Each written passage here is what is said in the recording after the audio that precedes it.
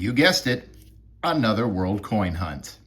Hey folks, Woohoo here once again with yet another World Coin purchase and hunt. $3 this time is all this cost right here. So what do you say we tear this open and see what we got? There we go, quick and easy.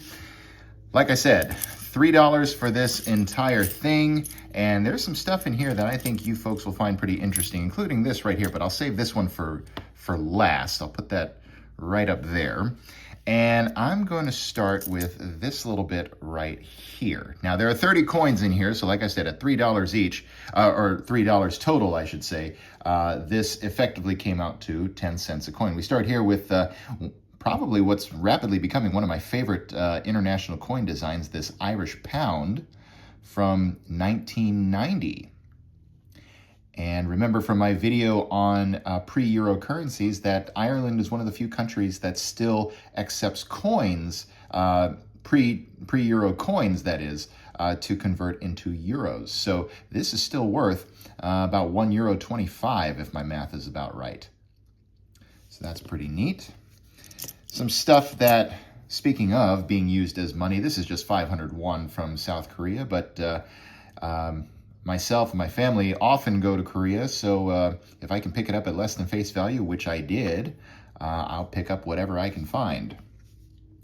Let's see. This one's been staring us in the face, but I'm also going to save that one for later. Here's another pre-Euro coin from Italy. This is, 1997, 1,000 lire. Now, this example is rather interesting. I'm going to punch in a little bit so you can see what I'm talking about. On the map here, it has the boundary lines for East and West Germany, which by 1997 had long since not been a thing. So this is technically an error in that sense, although is it really an error if it was intentionally like that at first and then they fixed it in subsequent years? I don't know. But anyway, 1,000 lire with the map mistake. Hesitate to call it an error because people think all sorts of things when I say the word error in the world of coins. So that's kind of neat. Let's see, what else did I find here? I found this and this. Another 100 yen in the form of 250 yen coins right here. Showa 49 on the right with 1974, Showa 58 on the left, which I believe is 1983. Okay. Another 50 pence, 2007. It was a year I didn't have previously. Pretty quick and dirty there, but for a dime a piece, how could I resist? Let's see, let's go to this one next. Liberté, égalité, fraternité. 3 guesses as to where this one comes from, and the first 2 don't count. 25 centimes, 1939.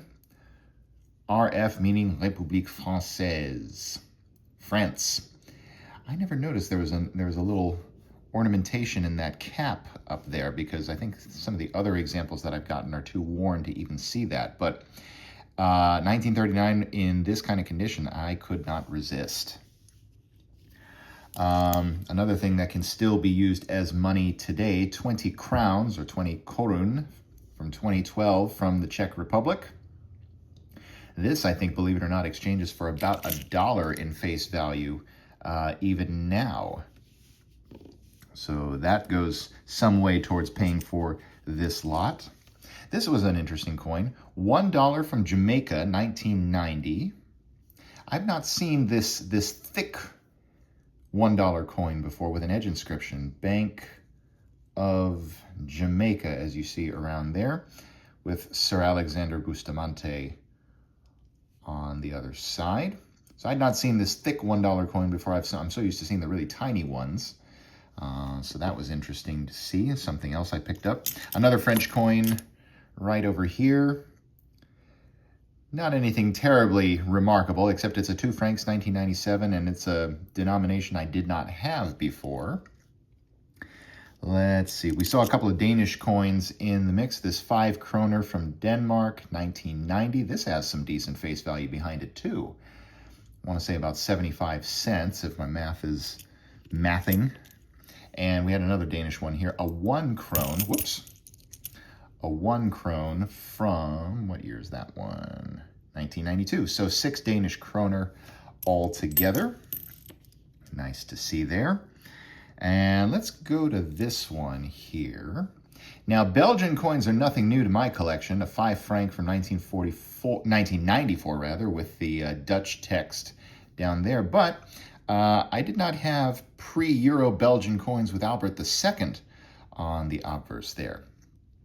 So that's kind of neat. I had a 5 franc there, and this is the 20 with Albert II, also from 1994, also with Dutch text. This one is a bit more circulated, so the edge inscription with the pattern on it is there, but it's not as noticeable as it is on some of the other examples in my collection. So we'll flip those back over to the other side. Let's see, what else do we have here? Ah, this one's actually really neat. 1917, 20 para. First, I'll flip this over to the other side, see if you can guess where this comes from. We see a double-headed eagle with a crown and a shield. Look at that detail on that for being over 100 years old. That's pretty sweet. Have you figured out where this coin is from yet? Well, if you can read Cyrillic, you might be able to notice that this right here, this section right up here, reads Serbia. Serbia. So 20 para from 1917 from Serbia, right before it became part of the former Yugoslavia. And I've been looking this coin up on eBay to see how much this goes for. The prices, to be short, are all over the place, but considering I paid 10 cents for this coin that could potentially go for at least $8 or $10 on average, I think I did pretty good there. Put that over there. And let's see here. This is all Morocco, 50 centimat, and 2 1 dirham coins from different years, 1968 and 1974. But I think the portrait of the king on the obverse there is slightly different from one to the next. So 2.5 Moroccan dirhams there. And speaking of Morocco, there was one other coin from there that we found. This one right here from the French Protectorate era, 1371, the Hijri calendar year, 50 francs. I know I had a 20, and I know I had some lower denomination stuff from this era, but I did not have the 50, which was nice to see. Can't use that anymore as currency, but nice to see as well. Let's see, what do we have here? 10 piastres, République Libanaise, 1961. The tree on the other side seems to indicate Lebanon to me. Libanaise, yep. 10 piastres, probably not worth very much anymore, at least face value-wise. I'm not sure what the numismatic value of this coin is, but rather interesting nonetheless. And here's another pre-Euro currency, 1 lats, with the salmon on it from, from Latvia over there, 2007. I think Latvia is another one that still accepts coins. I have to go back to my own video to remember, but you don't see very many coins. I don't see very many coins from Latvia anyway. Turn up in these bins, so I had to snap one of those up. Here's a country I see a lot of, though. Mexico, Estados Unidos Mexicanos. But I'm starting to love these designs right here. 5 centavos, 1933.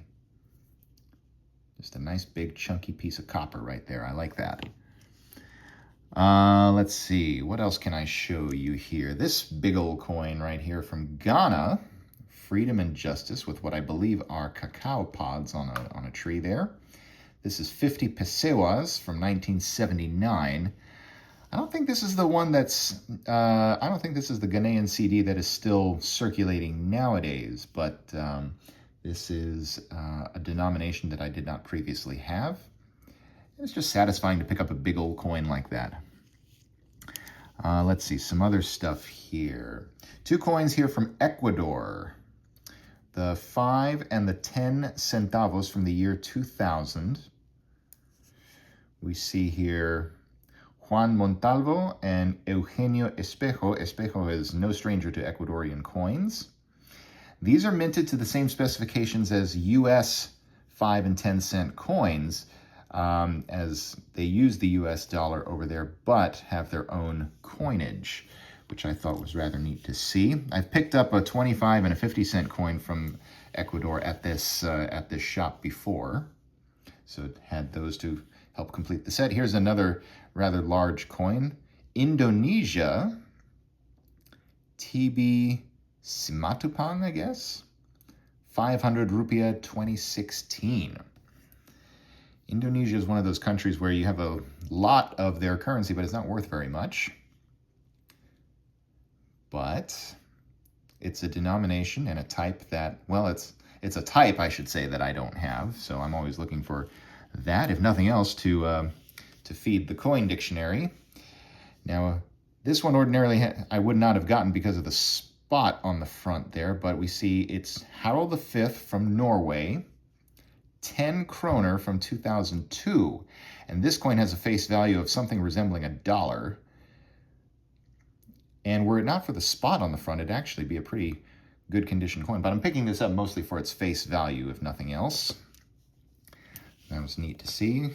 Two more here, and then we get to the ones I put off to the side. República Dominicana, Dios, Patria, Libertad. And this one is 5 centavos from 1956. It's not silver, as far as my research has directed to me, but Dominican coin. Technically, I think it's still legal tender currency, even though centavos are not worth very much nowadays. And the last coin here, speaking of not worth very much nowadays, 25 kuruc, 1964. This is the old Turkish lira that was revalued in 2005. So these are no good anymore, at least as far as face value goes. But it's part of a set that a denomination type set that I needed, so I picked that one up too. Now, let's get to the two that I put off to the side a little while ago. Now remember, I paid 10 cents each for these, and this one here, Showa Sanju Hachinen, 100 yen. What is year 38? Let's see, 63, I think. Yeah, 1963. Now, it's got some ugly toning on the other side with the sheafs of rice there, 100 yen from Japan, but this coin is 60% silver. And to find this in a World Coin Bin for 10 cents is crazy, given that the intrinsic silver value of this coin is somewhere in the $6 range. So that was a neat find. And then something else rather neat, and I think I'm going to need your help to help figure out what exactly this thing is. Now, what I can tell you, you saw this at more or less at the very beginning. We know this is a coronet head large cent. The reverse is absolutely destroyed. You can still see the wreath, but you can't see any lettering on any of it. Maybe you can see the 1 cent in the middle there if you squint. But at least this side you can still tell what it is. But what I cannot tell is this date down here. I'm going to put my loupe up to the camera and we can see if we can see anything of note. So I think I see a 9 at the end there. We know it's a 1-8 at the beginning because that's when these were produced.